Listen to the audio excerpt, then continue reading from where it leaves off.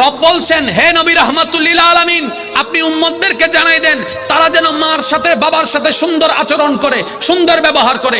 যারা রিজিকের মধ্যে বরকত চায় তারা যেন মা বাবার সাথে সুন্দর আচরণ করে। তো নবী তো বলেই দিয়েছেন, আমি তো করতেছি না, নিজের পায়ে নিজেই কুড়াল মারতেছি।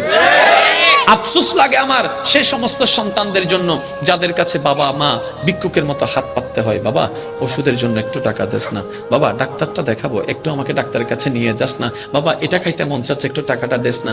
আফসোস লাগে আমার সেই সন্তানদের জন্য যারা সেই জায়গার মধ্যে মা বাবাকে ধিক্কার জানায়, মা বাবাকে বকা দেয়, মা বাবাকে আঘাত দেয়, মা বাবাকে ঘর থেকে বের করে দেয়। ভাই, তুমি মা বাবাকে বের করে দাও নাই, তুমি তোমার জান্নাতের রাস্তাটাই বন্ধ করে দিয়েছো, জান্নাতের রাস্তাই বন্ধ করে দিয়েছো। জানো মাটাকে এই মায়ে বাবার যদি একটু মনটা খুশি হয়, জান্নাতে যাওয়ার 10,000 কোটি বছরের রাস্তাও যদি হয়, রব তোমার জন্য সেটা একদিনের রাস্তা বানাই দিবে। এমন কোন সাকসেস নাই যে সাকসেসের মধ্যে মা বাবার দোয়া নেই। জোরে বলেন না। এবার আপনার মা যদি খারাপ হয়, আমি আর কিভাবে বলি, শুধু এতটুকু বলি, শুনতে খারাপ লাগলেও শুনেন, কারণ মা যদি বেশ্যাও হয়, আমার মা যদি বেশ্যাও হয়, ওই মায়ের পায়ের নিচে আমার জান্নাত। আর কিছু বলার আছে? আর কিছু বলার আছে? এবার জগৎ বলবে তোর মা তো বেশ্যা, আপনি বলবেন তোর কাছে হতে পারে, আমার কাছে আমার মা আমার জান্নাত। কারণ আমার নবী বলেছেন, আমার মায়ের পায়ের নিচে আমার জান্নাত। তোর মা যে খারাপ, তোর বাপ যে খারাপ, বলে যে সেটার বিচার করার অধিকার আমার নাই, কারণ আমি সন্তান।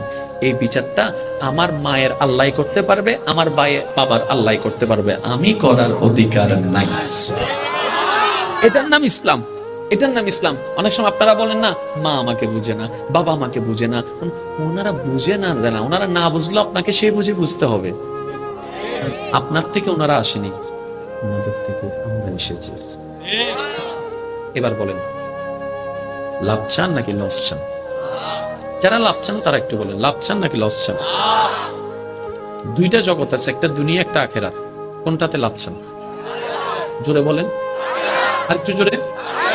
আর আমরা বোকারা কি করি, 2 দিনের ভালো থাকার জন্য 2 কোটি বছরের কষ্ট আপন করে নিচ্ছি, ঠিক না? এবার বলেন, আমরা কি চালাক না বোকা? জোরে বলেন, আমরা কি চালাক না বোকা? এই বোকার কয়দিন থাকবো? আসুন না একটু চালাক হই। যতটুকু আল্লাহ আমাদেরকে দুনিয়ার বিষয় দিয়েছেন সবাইকে, অর্ধেক হায়াত কিন্তু শেষ, বাকি আছে কিন্তু অল্প, সবারই অল্প। কারণ একসময় মানুষ 60-70 বছর বাঁচত, এখন 30, 35, 40। এটা আপনারা নিজেরাই দেখতেছেন, ঠিক না? কিন্তু আপনি চাইলে আপনার কবরকে সুন্দর বানাতে পারবেন। এবার আপনার মনে প্রশ্ন হতে পারে, কিভাবে? শুধু কিছু করেন, কিছু বাদ দেন, কিছু করেন আর বাকিটা আপনার রব দেখে নেবে। আসেন অঙ্কটা একটু বোঝার চেষ্টা করি, যদি আপনারা বিরক্ত না হন। বিরক্ত হচ্ছেন? বিরক্ত হচ্ছেন? যারা রবের প্রিয় বান্দা হতে চান, আপনারা একটু খেয়াল করবেন। বিচার করবেন কে? জোরে বলতে হবে যে 80% আপনাদের ওয়াইজ করতে হবে বলেছিলাম, একটু আওয়াজ দেন। বিচার করবেন কে?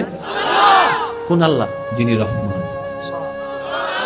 এবার রহমান কাকে বলে এতটুকু শুনেন, যিনি মাননে ওয়ালা কেও দেয়, না মাননে ওয়ালা কেও দেয়, যিনি ডাকনে ওয়ালা কেও দেয়, না ডাকনে ওয়ালা কেও দেয়, যিনি নামাজ পড়নে ওয়ালা কেও দেয়, নামাজ না পড়নে ওয়ালা কেও দেয়, ওনার নাম হচ্ছে রহমান। ফেরাউনের মতো গাদ্দারে যদি আল্লাহর দয়া পায়, আপনি আমি তো গুনাহগার হতে পারি, গাদ্দার তো না। আমরা গুনাহগার সেটা আমরা জানি, কিন্তু আমরা বেয়াদব না। ওর মতো বেয়াদবে যদি দয়া পায়, আপনি আমি পাবো না কেন? তার মানে রব দয়া করতে প্রস্তুত, আমরা শুধু নিতে প্রস্তুত নই। আজকের মাহফিলটা যেন আমাদের জীবনের একটা মোড় আনে। চাইলেই পারবেন, কঠিন কিছু না, একদম সহজ বলছি, একদম সহজ। শুধু প্রেমের কান দিয়ে একটু শোনার চেষ্টা করবেন। আমাদের সবার চাওয়া জান্নাতে যাওয়া। জান্নাতটা দিবেন কে? আল্লাহ। জোরে জোরে আল্লাহ। আল্লাহ পাক বলছেন, হে আমার বান্দা, তুমি যদি জান্নাতটা চাও, তোমাকে 2টা ফরম আনতে হবে। কয়টা? 2টা। একটার নাম ঈমানের ফরম, আর একটার নাম আমলের ফরম। ঠিক। কারো কোনো দ্বিমত থাকলে বলে ফেলতে পারেন। ভাইয়া মনোযোগের দিকে।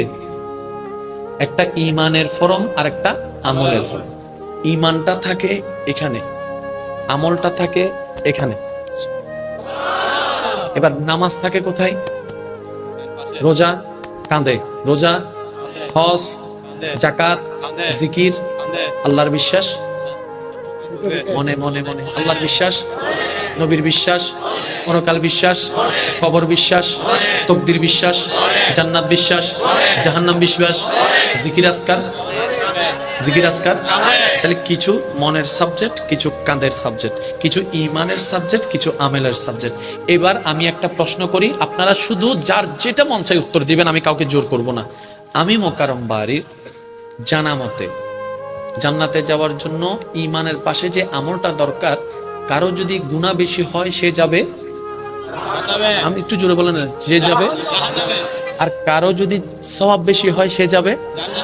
তাহলে গুনাহ বেশিওয়ালা জাহান্নাম, সওয়াব বেশিওয়ালা জান্নাত। এই কথা নিয়ে কারো কোনো দ্বিমত আছে? এবার আমি একটা কথা বলছি, আপনারা একটু শুনে আমাকে উত্তর দিবেন। আমি মোকাররম বাড়ির জীবনে সওয়াবের তুলনায় গুনাহটা একটু বেশি। আমার মতো কে কে আছেন একটু হাত তুলেন। এবার বলেন জান্নাতি কে? তর্ক তো অনেক করেছেন, অন্যের ভুল তো অনেক ধরেছেন, হ্যাঁ, ভুল ধরে তো অনেকে জাহান্নামীও বানাই দিয়েছেন। এবার আপনি হাত তুললেন, আপনি নিজেই বলছেন, কারণ কি জানেন, সবার কাছে ঘুষ দিয়ে প্রশংসা নেওয়া যায়, নিজেকে নিজে ঘুষ দেওয়া যায় না, যায় না, যায় না। আপনি সবার সামনে ভালোত্বর অভিনয় করতে পারবেন, কিন্তু ঘরে গিয়ে রুম বন্ধ করে আয়নার সামনে চোখে চোখ রেখে একবার নিজেকে বললেন তো, I am the good person, তারপরে আয়নায় কি বলে বাকিটা ইতিহাস হয়ে থাকবে। কারণ আপনি সবার চোখে ভালোত্ব অভিনয় করতে পারবেন, কিন্তু নিজের চোখে যেদিন আপনি ভালো হবেন, মনে রাখবেন সেই দিন থেকে আপনি মাত্র রবের প্রিয় বান্দা হওয়া মাত্র শুরু করে যাচ্ছেন।